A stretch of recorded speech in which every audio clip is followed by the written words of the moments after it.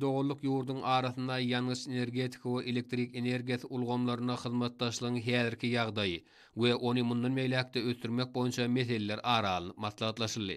Natalia hormat prezidentimiň ýol başlygyna iki dostlukly yurdun arasynda gatnaşyklar dürli ugurlar boýunça ötürilýär.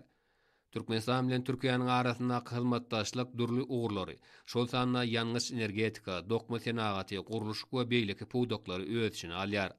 Häzir wagtda Türkmenistanda durmuşa geçirilýän giň möşürli toplumlaryň maksatnamalar daşyryurt hyzmatdaşlar bilen netijeli gatnaşyklary giňeltmek, bilelikdäki taslamalar amala aşyrmak üçin amatly şertler döredýär. Mihman Türkmenistana sapar bilen gelip degişli uğurlar boýunça öz türkmen kärdeşleri bilen duşlar geçirmäge döredilen mümkinçilik üçin aýratyn hoşallyk bildirip, ýol başçylyk edýän ministrligi hemde bu uğra degişli kampaniýalaryň alyp barýan işleri barada durup geçdi.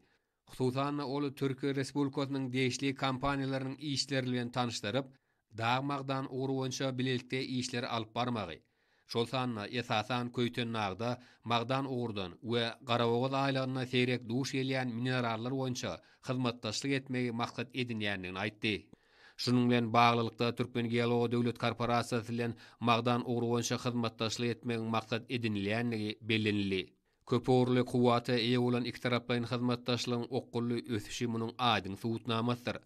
Türkmen malaryna türk kampaniýalary netijeli iş alyp barýarlar we iri taslamalaryň hemde giň möşürli durmuş ykdysady maksatnamalaryň amala aşyrylmagyna uly goşant goşýarlar. Öz-özüne Türkmen tarapy beýan edilen tekliplere garamaga taýýardygyny aýtdy.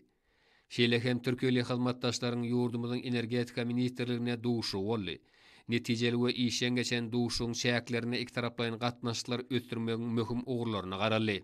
Bellenilýär Türkmenistanda elektrik energiýasynyň netijeli peýdalanmagyna, energiýa taşytlagy tehnologiýalaryň ornaşdyrylmagyna, gaýtadan dikilýän energiýa çeşmeleriniň ulanylmagyna we ötürilmegine döwlet derejesinde ähmiýet berilýär.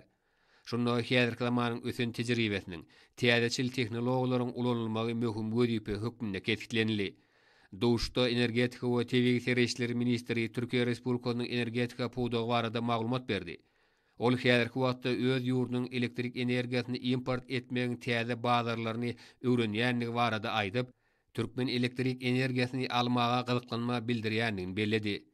Türkmen tarapy hyzmatdaşlygy ötürmäge gyzyklanma bildirilýändigi üçin hoşallyk bildirip, bu urda mümkinçilikleri öwrenmäge taýýardygyny beýan etdi. Şeýle hem duşuň dowamly türk tarapy iki ýurdun arasynda elektrik energiýasy ulgamyna hyzmatdaşlygy ötürmek boýunça zerur işler geçirmäge taýýardygyny aýtdy. Duşlara gatnaşan Türkiýeli mihmanlar mihmanseýörlik we duşlaryň ýokary goramaçylyk derejesiniň üpçün edilenligi üçin hormatly prezidentimize hemde gahrman arkadagymyza hoşallyk sözlerini beýan etdiler.